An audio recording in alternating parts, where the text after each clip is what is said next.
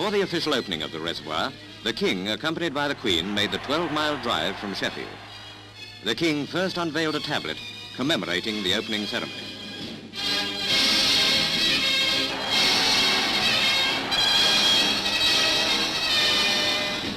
The first Derwent Valley water scheme goes back to 1889.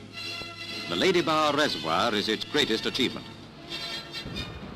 Yes, indeed, 1945 was a major milestone in the history of the Upper Derwent Valley, and I've always been fascinated with the story of its transformation. So, back in 1970, when it was the 25th anniversary of the opening of the reservoir, I teamed up with Ralph Adam, a fellow student at Sheffield, and we interviewed some of the people who had actually witnessed the transformation of this valley.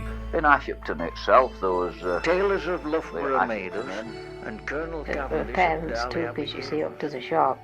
Just before the war, we raised £1,000. The whole of the rock were quarried just at the backside. It was in wartime, of course, when a lot of this happened and people weren't just interested in And 50 years on, by combining their eyewitness accounts with facts, figures and pictures from the local history archive, we can travel back through time into the story of this lost valley. You could see the church, you could also see Derwent Hall and the village of Derwent itself, which lay down in front of us. And now, of course, anyone coming up wouldn't imagine that there'd been a village there at all.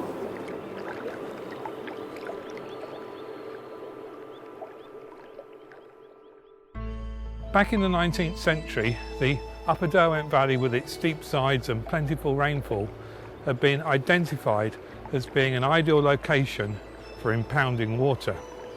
And in 1899, Parliament authorised it to be flooded to provide much needed clean drinking water to the surrounding populations. And that was despite the fact that the valley had an established population of its own. There was houses all up there at one time, you know, right up that valley. There was Birchin Lee Farm, Mare Bottom Farm, Ronxley, West End, Bank Top, and another called Walker House. Ridge Farm, and then there was another called Shire Rollers, and Hancock. I think they'd all been like sort of small farms at some time. George Bingham. He was born in Derwent Village in 1898. So he must have had an exciting childhood, living as he did, next door to this massive building site. Today, of course, there'd be so many objections that the scheme would never happen. But back then, the folk who lived in the valley didn't make a fuss, and their landlords, the Dukes of Norfolk and Devonshire, resettled them elsewhere. So, in 1900, the Derwent Valley Water Board was up and running, and it appointed Edward Sandyman as its chief engineer. The Derwent Valley Water Act of 1899 authorised the construction of 6 reservoirs, namely the Ronxley, Howden and Derwent, to be built within 15 years, and the Hagley, Ashipton and Bamford reservoirs to be completed at a later date. Edward Sandyman moved up to Derbyshire from Plymouth, where he'd been the borough water engineer. Although he was still in his 30s, he had a growing reputation, and it was considerably enhanced by his work on the Derwent Valley reservoirs. The combined storage capacity of them all was to be 10,000 million gallons of water. The Ronxley Reservoir was the smallest and was to be sited above the present Howden Reservoir near Slippery Stones. However, this was abandoned and the Derwent Reservoir enlarged by making the embankment higher to compensate for the lost storage. It was estimated that these changes would substantially reduce costs, and the Act of Parliament conferring the necessary powers was passed in 1901. The stone used for the dams was millstone grit, quarried on the steep hillside between Hathersage and Grindleford. And this is that site, Bowl Hill, as it is today, where you can still see the supports of a massive winding drum that was used to get the quarried stone safely down the hillside by means of an inclined plane railway. Between 1902 and 1910, this area was a working quarry, and it produced all the stone that built both the Howden and Derwent dams. And that stone from the quarry was taken down this inclined plane in railway wagons attached to a cable, so that each full one going down pulled the next empty one back up. And then, from a siding at Grindleford Station, those same stone wagons were taken down the main line to waterworks sidings at Bamford. And thence to the construction sites at Derwent and Howden, along the Waterboard's own railway, the route of which is now the Thornhill Trail, going towards the Ladybower Dam.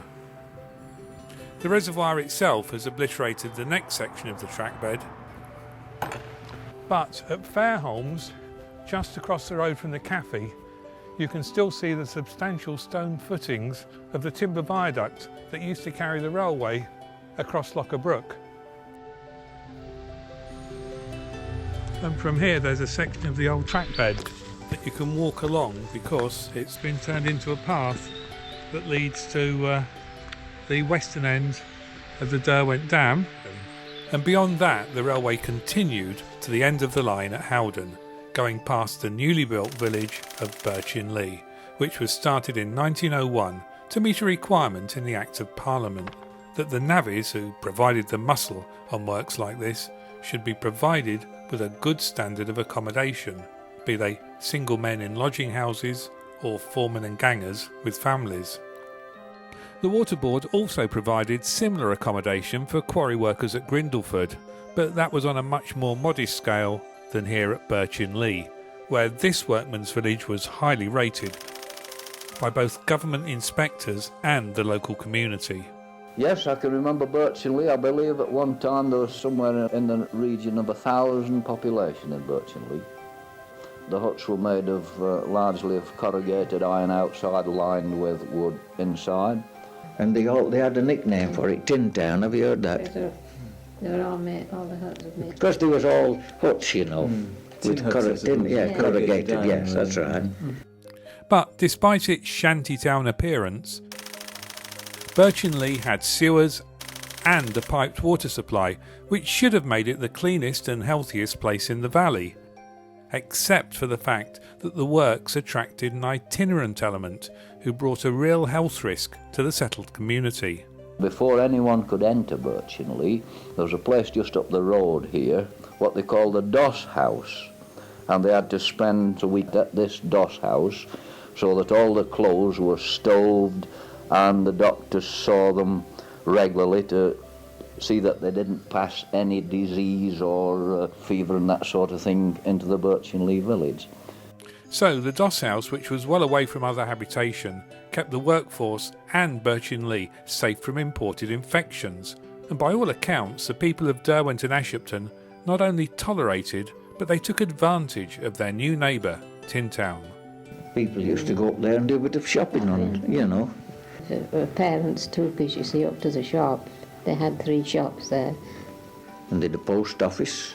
A.F. Hancock of Bamford had several wagons running up there with groceries, paraffin and what have you, because they were all paraffin lamps. There was no electricity then.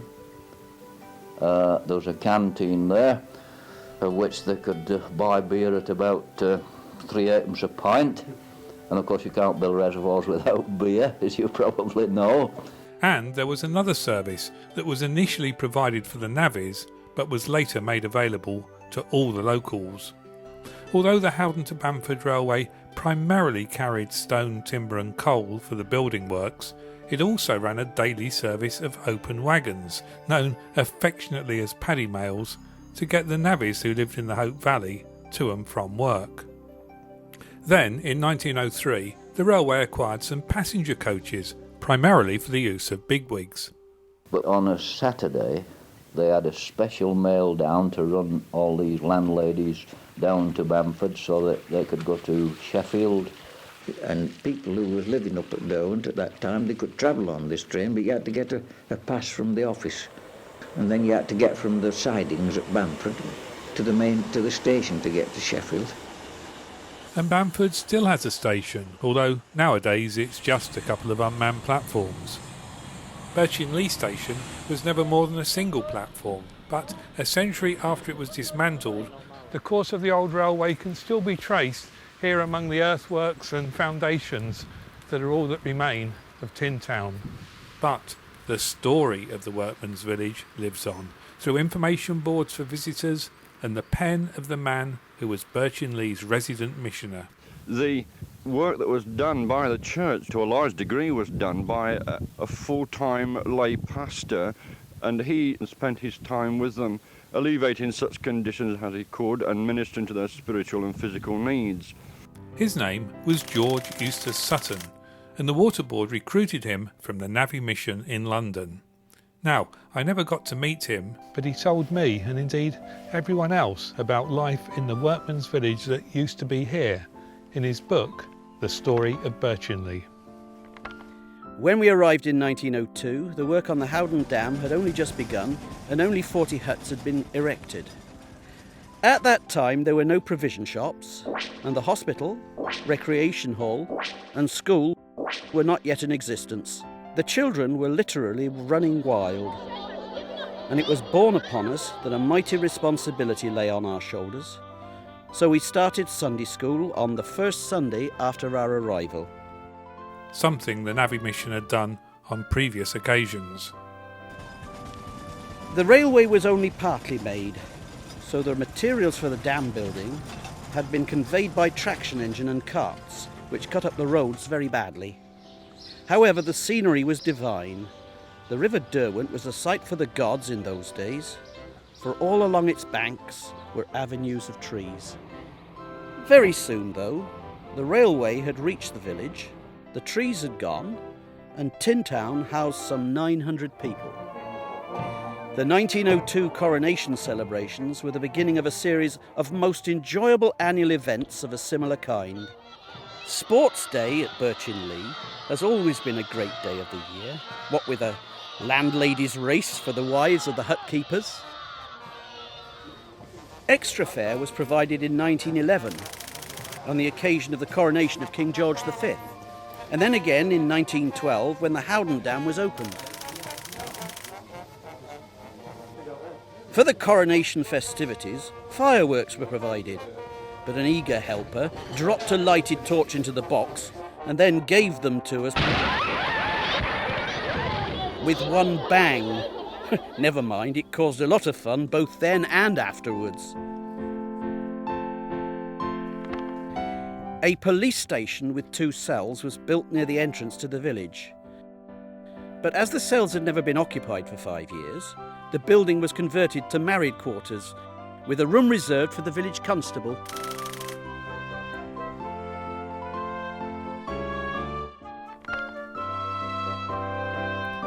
The day school opened in September 1902, with 110 pupils and 1 teacher, his wife and 2 assistants, who soon got the school into working order. There were also evening continuation classes in subjects such as reading, writing, arithmetic and first aid, with which your missioner is proud to have been connected.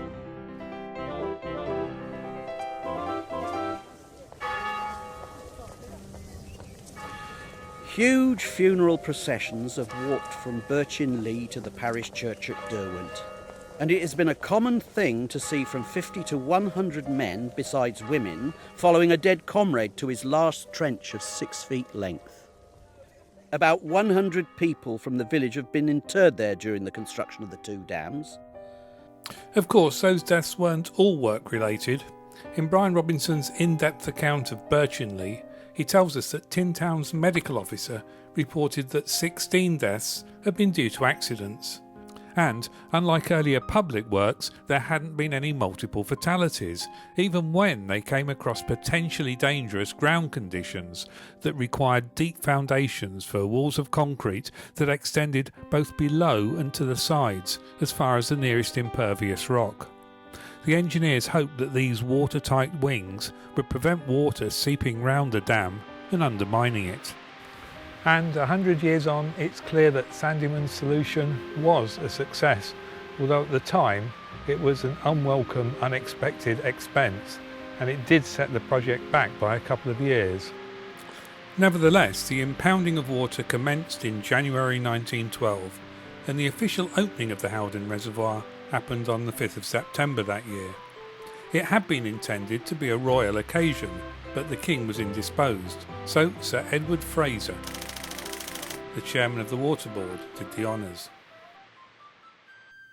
Later that month, Edward Sandyman resigned as chief engineer to go into business as a consulting engineer. His hitherto assistant Sidney Windsor took over as chief engineer, but with Sandyman retained as a consultant, it was business almost as usual. And what's more, the Derwent Dam required the same additional work as the Howden. But by the summer of 1914, that job was nearing completion. The workforce was being cut back, and Birchinley was disappearing from the face of the earth because the huts were sold off as soon as their tenants moved out. Fittingly, the last family to leave in February 1915 was that of Eustace Sutton, the missioner and writer of the story of Birchinley. All in all, Birchinley, affectionately named Tin Town, has been a good home for all of its citizens. We trust that when Birchinley is levelled to the ground, many may look back in pleasure and gratitude to the first decade of the 20th century, and, pressing ahead in all that is pure and noble, may build up characters that shall be more stable than those huge masonry walls built by them in the Derwent Valley, and more lasting than the non-abiding city of Tin Town.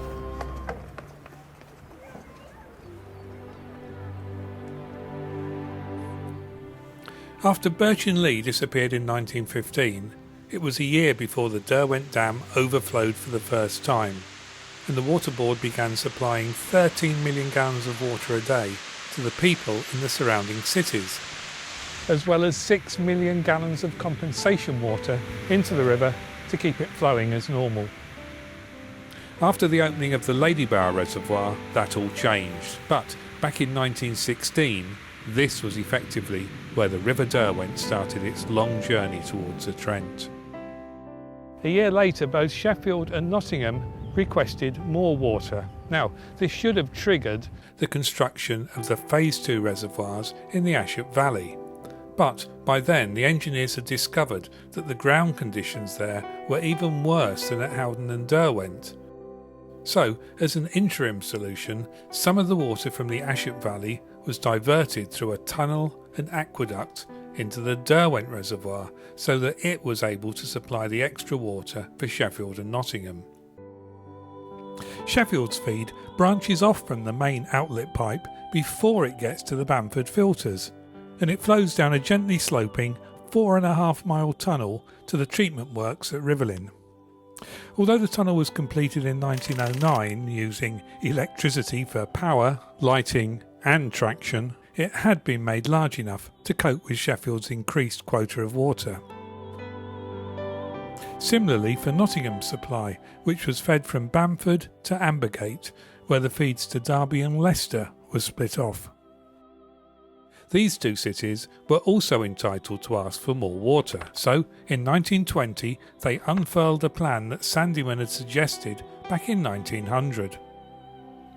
It was the Ladybower Reservoir, which, when eventually constructed, would flood the rest of the Upper Derwent Valley, including the two villages of Derwent and Ashopton.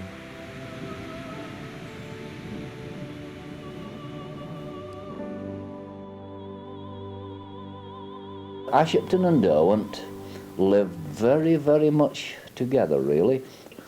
There's the Church of England at Derwent and a Roman Catholic place at Derwent. Well, we used to have dances and whist drives in the Church of England school, which was lower down again, which is now submerged. And in Ashopton itself, there was the Ashopton Inn, quite a big pub. There was a general store shop, there was a joiner's shop, there's a Methodist chapel there, which we were more or less all brought up in, and we used to have what they term as a bachelor's tea, and all the bachelors in the village did all the cutting up and the serving of the tea, actually, and the proceeds of that went to the National Children's Home and to the Sheffield hospitals. And we had a cricket team in the Derwent village, played down here in the Duke of Norfolk's parkland, and the population of Ashopton, Derwent and the woodlands all seemed to fit in very, very well together, really. However, in 1920, none of them seems to have been too worried about the impending storm that was the Ladybower Reservoir. Now, possibly that was because they saw it as simply a future aspiration rather than a done deal. But the truth is, a deal had been done. But contrary to popular belief, it wasn't the Duke of Norfolk who had done it. True, the 15th Duke had bought Derwent Hall back in 1876, and he had upgraded it into a seat that was fit for nobility, but he'd done it for his younger brother, Lord Edmund Talbot, to whom he gifted the property. So, when the 15th Duke died in 1917, Derwent Hall wasn't inherited by the 16th Duke because it belonged to Lord Edmund, the young Duke's uncle.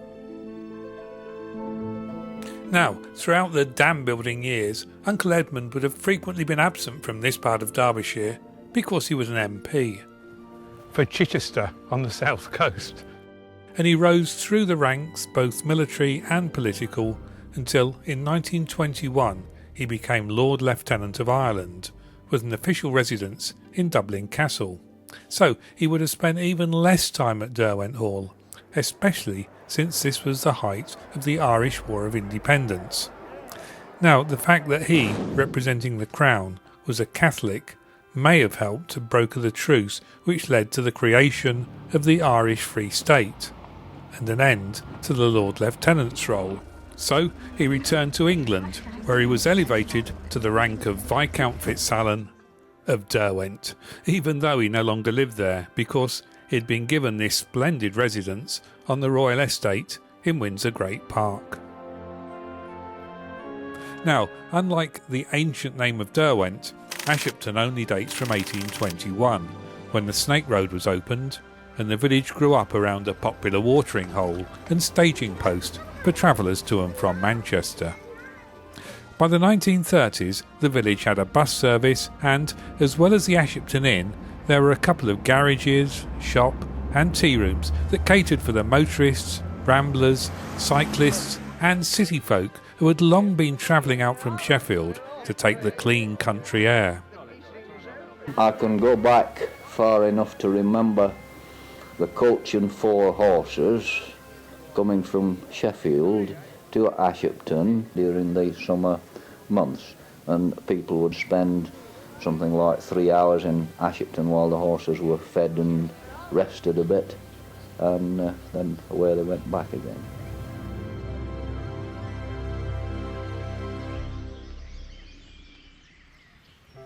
The completion of the Howden and Derwent dams certainly attracted lots of visitors to the area, but for the locals, people like the Binghams who lived in Derwent village, it meant a loss of convenience, because once Birch and Lee disappeared, they could no longer just pop next door, as it were, to do their shopping.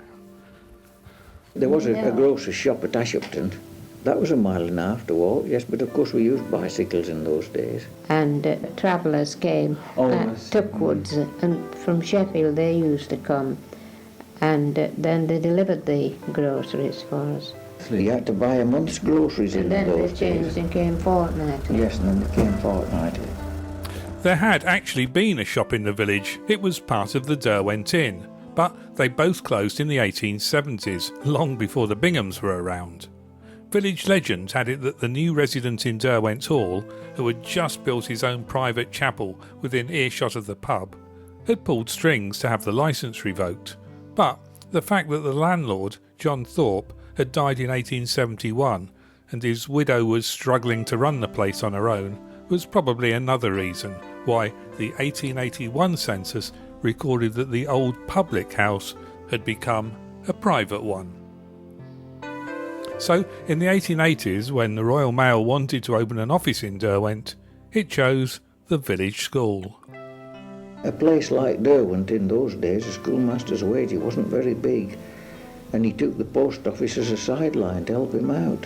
However, in Derwent, the post office was also a telegraph office, so his duties would have included sending and receiving telegrams using one of these devices to spell out the messages letter by letter, rather than having to tap them out in Morse code.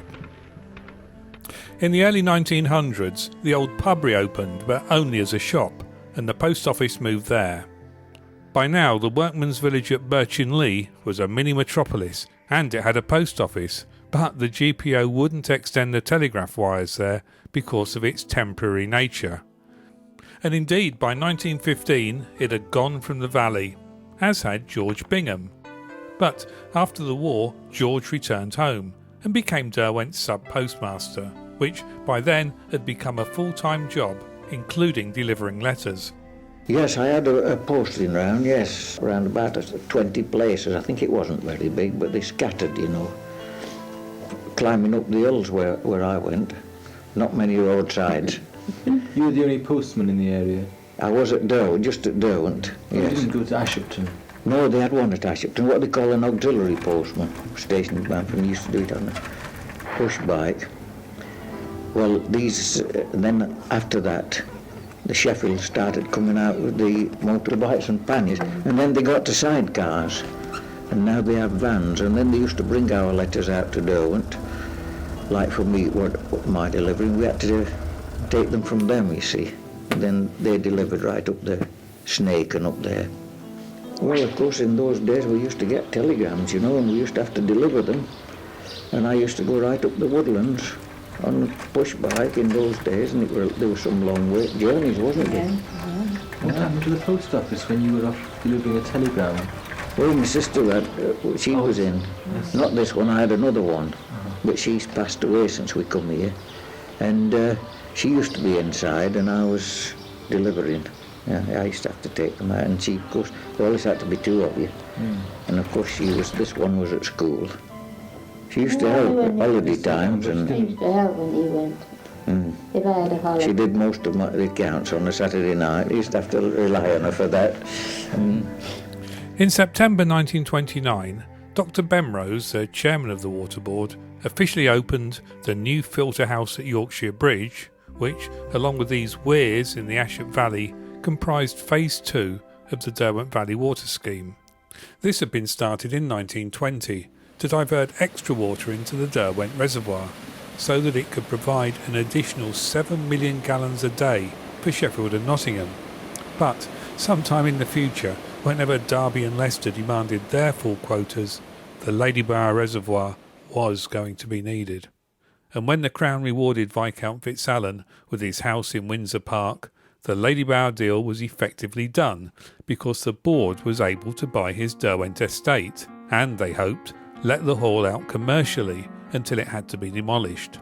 But it lay empty until 1932, when the newly formed YHA offered £50 a year to lease part of it as a youth hostel. Now, this was all happening at exactly the time of the Kinder mass trespass, but behind the combative headlines, the main Ramblers groups were negotiating rather than fighting for better access to the countryside, an approach that had public support. So the Water Board accepted the YHA's offer, and a couple of months later the hostel was opened by the Prince of Wales. That I pay this visit. I'm sure the Youth Hostels Association is extremely fortunate in having this fine old house and grounds at their disposal. The Prince's Guard of Honour reminds us that the Water Board's Dr. Bemrose was also the Scout Commissioner for Derbyshire, another factor which may well have influenced Derwent Hall being used for outdoor activities. Not only a youth hostel, I think many of the unemployed chaps out of Sheffield used to come and spend a fortnight there in summertime. And they used to walk regularly, of course, over the top of the hills where the footpath comes over from Sheffield via Strines Road End and down to Derwent. And of course there were no trees planted before these dams were made. You can see all the forestry on the other side.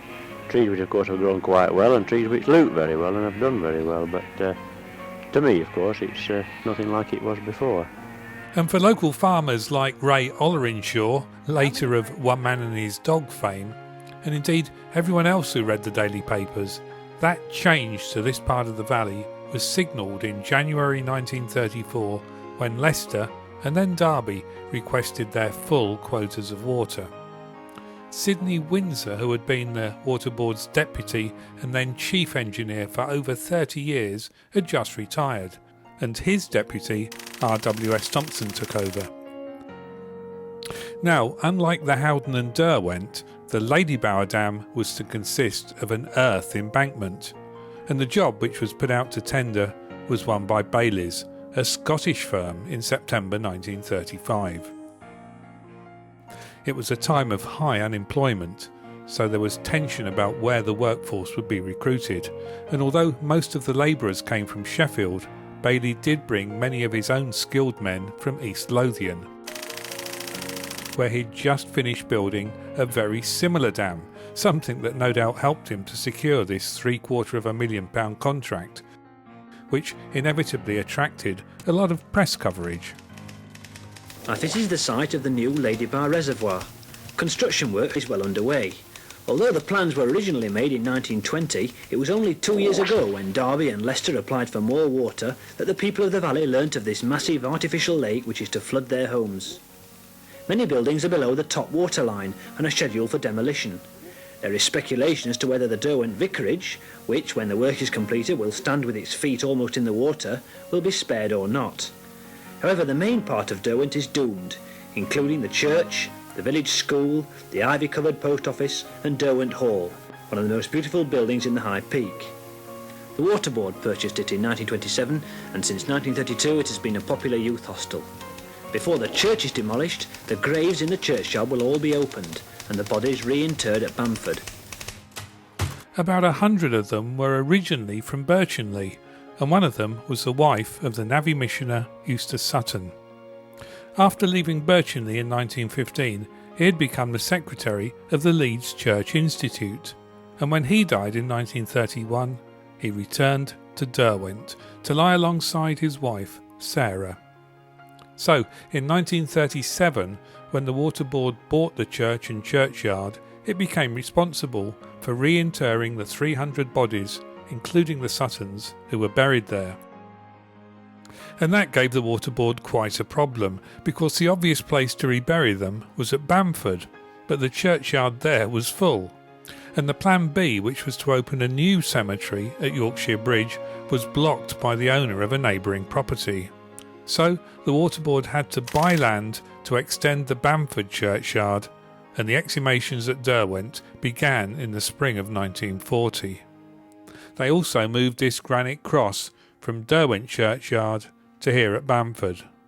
The inscription is still legible and reads as follows: erected by Derwent Valley Water Board workmen and friends to the memory of those women and children of Birchinley and of all the men employed on the construction of the Howden and Derwent reservoirs who died AD 1901 to 1912.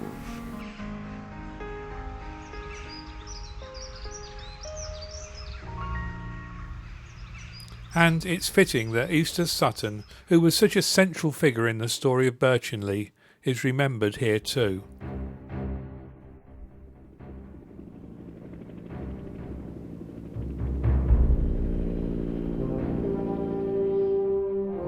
The Ladybower Dam is 140 feet high, but it stands on a solid watertight concrete foundation that's 200 feet deep, and then some. After the concrete had been poured, the tubes were left through the concrete, after which drilled to depth of about 800 feet, and we injected cement grout into the strata below the concrete trench to fill up all the fissures, so that it was impossible for the water to get underneath the concrete trench.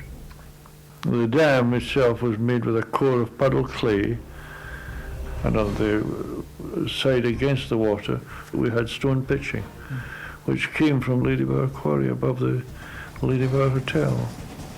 So that was taken to the dam by road, whilst the clay came by rail along the Works Railway, which had been relayed as far as the site of the dam from the clay pit, which was just behind the old Rising Sun, just to the west of the Bamford sidings. The Water Board had intended to use the small platform at the sidings so that workers would be able to travel to site by train, but in the end it was cheaper to bus them out from Sheffield in 4 double-deckers. Now, this is what they looked like when they were brand new, but the contract quickly wore them out, and the 4 that replaced them. However, compared with the open wagons that were provided for the Howden and Derwent navvies, things were much improved for this generation of labourers. They were issued with passes, and of course the conductor's job was to inspect these passes each morning as they were going out. Well, of course at that time chaps would sometimes go out there for a job, riding for nothing, going out to get a job. So you walk down the bus, passes please, I must see your passes please. There were various comments, passing out the window, passing down the so-and-so bus, and this was the kind of thing that you sort of met. But we had quite a few skilled men too who lived on the site. We had a little village, a workman's village called the Nangate, which was called after a part of the town of Harrington, where most of the skilled men who we took down originally came from. And we had a canteen for the men there, and sleeping huts as well. It's not hard to guess why the Scottish workmen called their huts the Nungate, because that area of Haddington certainly wasn't the poshest part of town, and it sounded similar to the road names of the brand new Yorkshire Bridge estate. But there the similarity ended, because Bemrose Gate, Parsons Gate and Stewart Gate had been named after 3 prominent members of the Derwent Valley Water Board who oversaw the Ladybower project. That construction work had started in 1935 and was going well until 1939, when everything changed. It took us about 6 or 8 months after the war started to sort of get some momentum going again, with labour imported from Southern Ireland, and stonemasons from Cornwall. So, slowly but surely, the work continued, under the watchful eyes of not only Richard Bailey Sr., who sometimes had time to record the progress in oils on canvas, but also those of the Sheffield bus crews.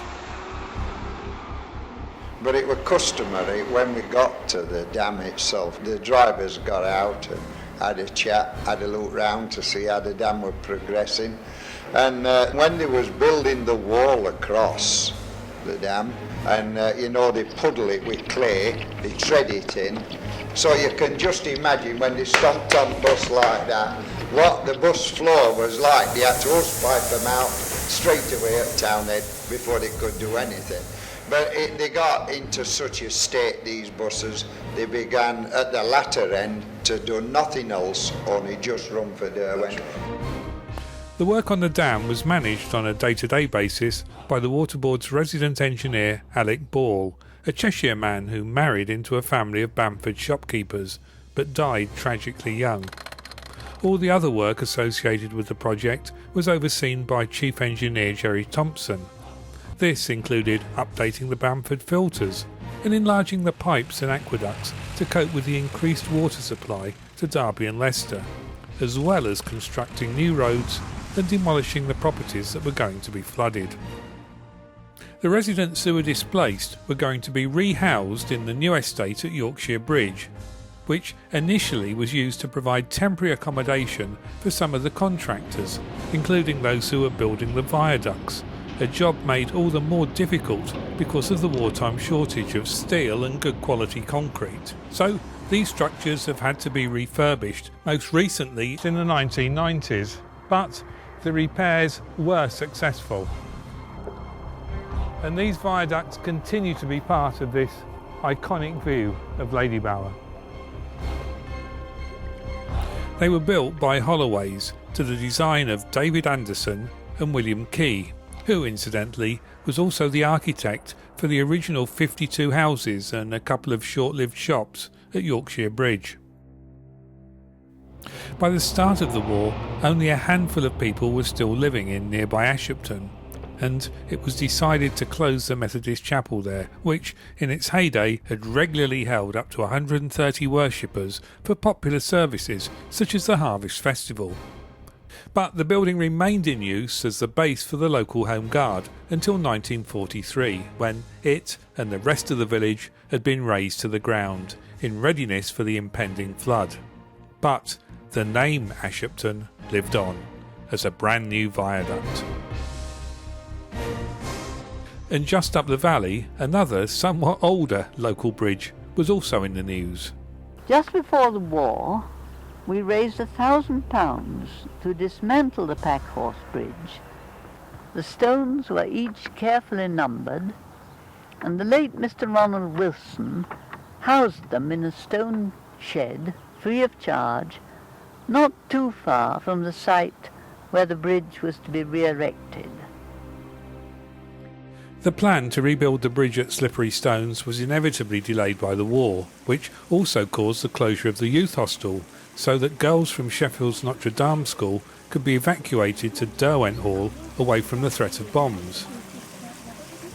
But after their second winter spent in what proved to be a cold and damp old building, and despite the Sheffield Blitz in December 1940, the girls and staff were all eager to return home.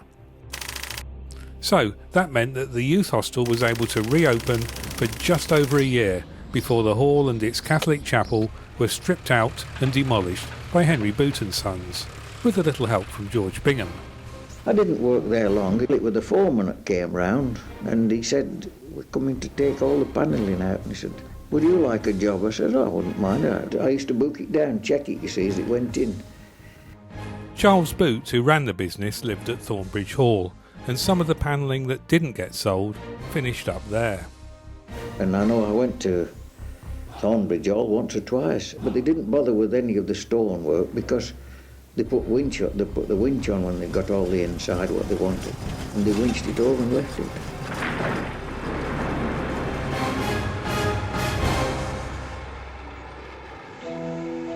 Henry Boot and Sons also demolished Derwent's Mid-Victorian parish church.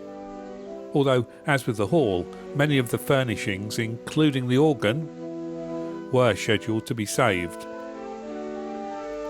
The demolition started at the end of March 1943, just days after the last service, which was led by the Bishop of Derby and the Vicar of Derwent, the Reverend Walter Rouse. The standing room only congregation consisted of locals and officials from the Water Board, but not the chairman, Sir Albert Atke. However, the following day he did close the outlet valves to symbolically commence the filling of the reservoir. The church service had also been attended by some visitors from Freshville, a housing estate on the edge of Sheffield, and they had to walk all the way from Bamford Station because the service bus to Derwent didn't run on Wednesdays, and soon wouldn't run into Derwent or Ashupton at all. I did drive the last bus that run along the river to Derwent before they opened the new road and started filling the dam, and that way I remember it quite well because that morning it was flooded. And even in the best of weathers it couldn't have been much of a road because bus drivers were told not to exceed 10 miles an hour along it. But on March the 27th, 1943, we have Richard Moore's photo as evidence of Derwent's very last bus, with driver Bill Ancliffe, a so far unidentified Clippy, Don parking from the traffic office, and 4 or 5 passengers at the Derwent terminus, close to where the Packhorse Bridge had once stood. From then on, all traffic, including buses, used the new roads and viaducts, and the villages of Ashupton and Derwent were consigned to the encroaching waters. But the fate of Derwent Vicarage, which was just above the planned high water line, was only sealed in 1944, when it was decided to increase the capacity of the reservoir by making it 5 feet deeper.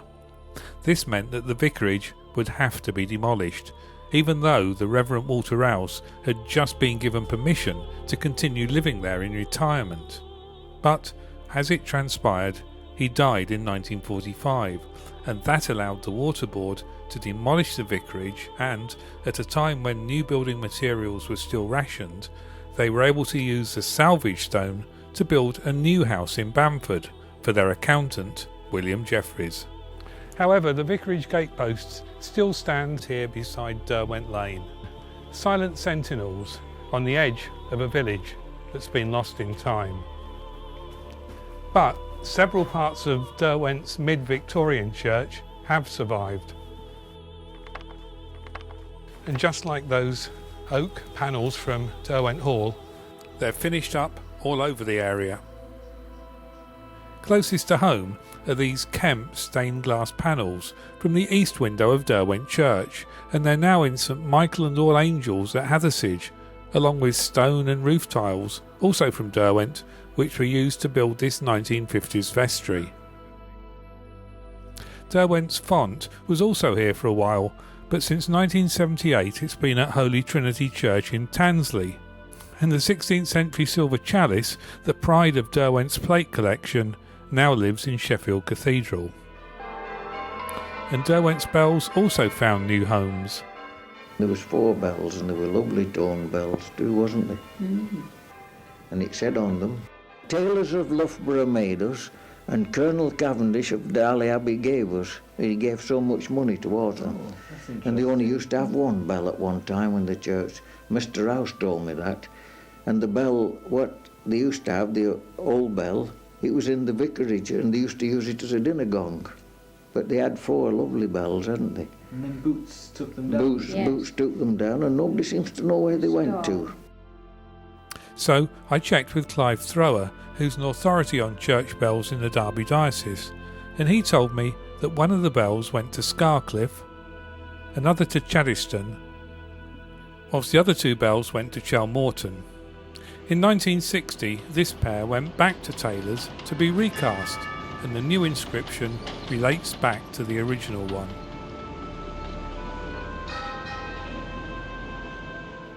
But the main beneficiary of Derwent's demise was this 1930s housing estate in Sheffield.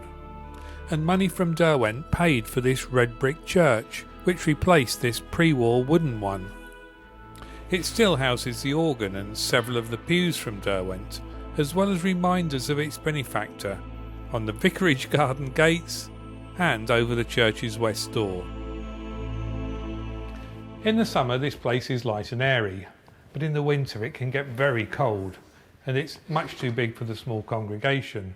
So they're planning to revamp the church hall, which is just round the corner, so that services can be held there. And then who knows what will become of this red brick white elephant. But it's not just the church that connects Freshville with Derwent. Charles Boot played a big part in the construction of one and the destruction of the other. In 1943, his demolition gang worked their way up from Derwent Hall and through the village, salvaging what they could sell and reducing everything else to rubble. But a last-minute change of plan meant that the church tower was spared, to become a memorial to the abandoned village, its spire rising eerily out of the 50 feet of water that would cover the area when the reservoir was full. However, as it transpired, it was an absence of water that would bring about the tower's downfall, and a return to the Water Board's original intention that everything below the top waterline should be demolished. That was why, back in 1935, the Wayne family of Grainfoot Farm sold up and moved away to pastures new. Being halfway between Derwent and Ashupton, the house became a convenient base for contractors agent Richard Bailey, who would only need it until the rising waters signalled the end of the contract anyway.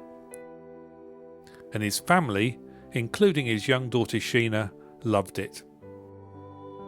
We lived in a fabulous place in a farmhouse, which was called Grainfoot, and eventually we had to leave because the water was coming up so close and it was left derelict.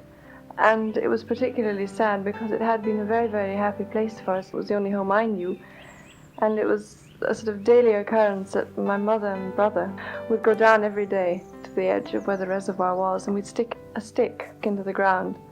And when we went back the next day, of course, the stick by then had disappeared, and we put another one in. And this was the way that we then, as children, realized that the reservoir was coming up closer and closer, and it was a valley that was being flooded. From March 1943, with the outlet valves closed, the reservoir began to fill, and by the summer of 45, the water had climbed to halfway up the legs of the 130 feet high Ashipton Viaduct.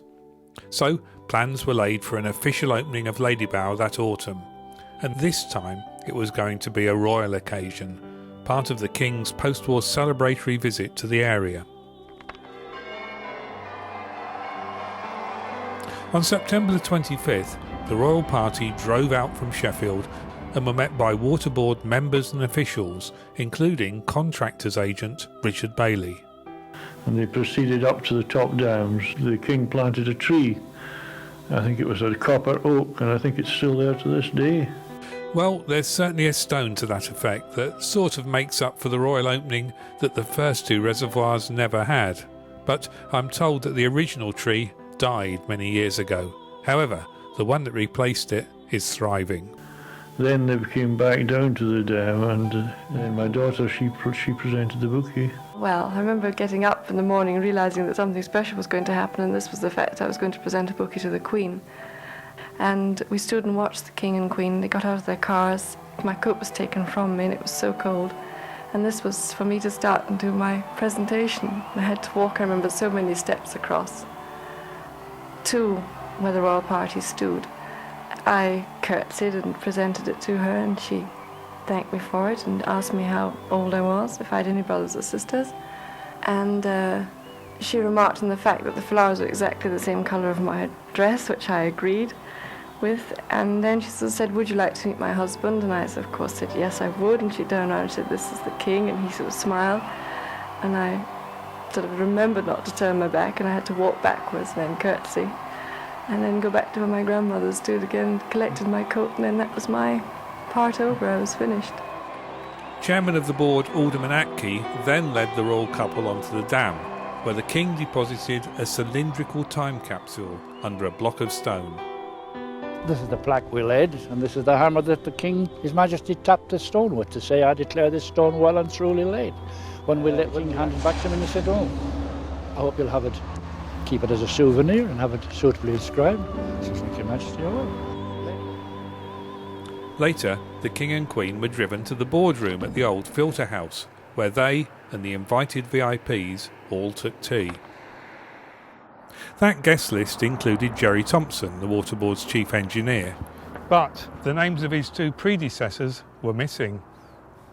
Sidney Windsor, who had overseen the 1920 Act of Parliament that authorised the construction of Ladybower, had died in 1944, whereas Edward Sandyman was still alive and living in Devon. But he wasn't able to get to Derbyshire to see the reservoir until 1947. Sandyman, who had first drawn up plans for Ladybower in 1900, missed out on tea and cakes with the King and Queen, but he would at least have been able to see the ceremony in this Pathé newsreel. Many people braved transport difficulties to see the King open the valves. Sheffield, Derby, Leicester and Nottingham will draw water from the Ladybower Reservoir. An impressive conclusion to 9 years of engineering skill.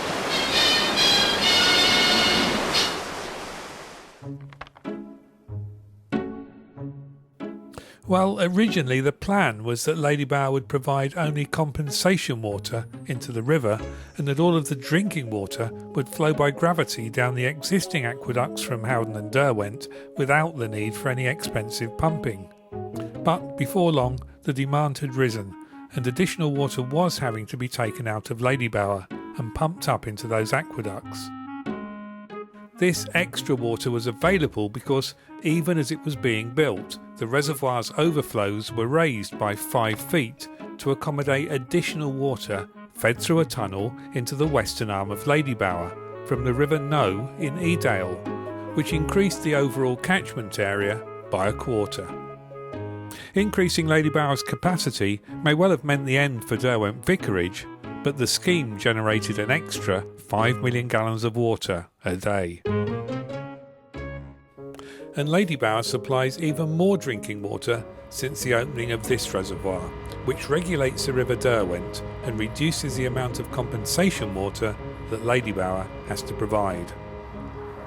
And because it's an earth bank that's constantly under pressure from all the water that it's holding back, Ladybower Dam has to be regularly checked to make sure that it hasn't slipped or subsided, and that it still meets the latest safety standards.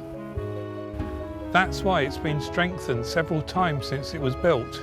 And in the 1990s it was made 10 feet higher and correspondingly thicker. And that allowed this promenade-style public footpath to be created across the top of the dam.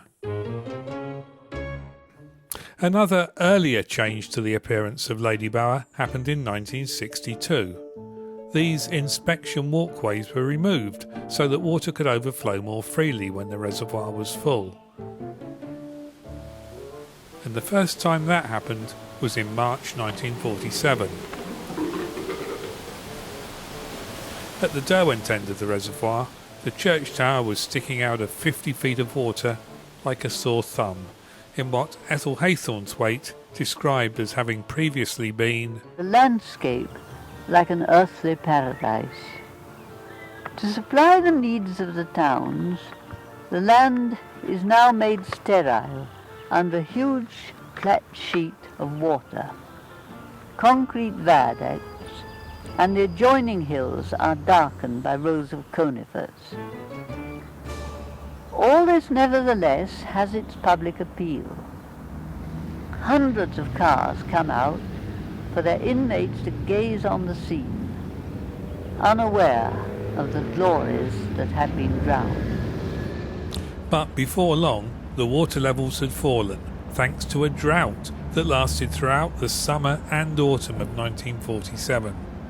Now it was the remains of Derwent Hall, the village, and especially the church tower that became irresistible magnets for thousands of sightseers. The Water Board was worried by the traffic congestion and pollution caused by people who didn't just visit the ruins but paid a visit when they reached the privacy of the old tower. And with no end to the drought in sight, the board meeting on November the 27th decided that the tower must be demolished, and it met its Waterloo on Sunday the 14th of December 1947.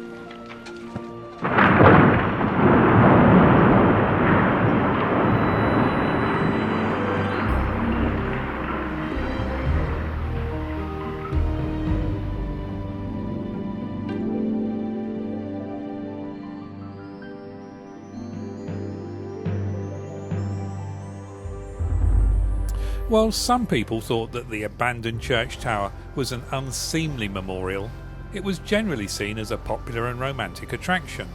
And as chance would have it, no sooner had Derwent's tower gone than another appeared in another man-made lake. This is Lake Risha, part of a hydroelectric scheme created in the Tyrol in 1950. The tower of St Katerina's Church was spared when the rest of the village of Kieron was demolished, and it still stands in 20 metres of deceptively inviting azure blue water next to a car park, a viewing promenade and a jetty offering trips to the tower by boat. And the same could have happened here if it hadn't been for that drought in 1947 and the decision to demolish Derwent's tower. There was one thing we were able to save. We were allowed by the Water Board to dismantle the Packhorse Bridge. The stones were each carefully numbered, and the actual rebuilding was done by the famous firm of Messrs. Husband and Son at their own expense. But it wasn't until 1959, after 20 years' effort, that this took place. On a fine day in September, the Right Honourable Hugh Molson MP opened the resurrected bridge before an assembled crowd who knew and loved the valley in the past. It is the mark of a cultured nation to care for the relics and monuments of its past.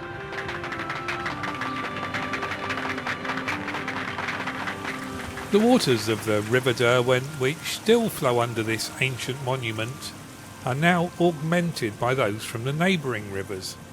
And from 13 million gallons a day back in 1916, the Derwent Valley now supplies over 40 million gallons of drinking water every day. And also measured in millions is the number of visitors who flow in the opposite direction into this Derbyshire Lake District. to drink in the scenery and get thoroughly immersed in the many recreational activities in and around this lost valley.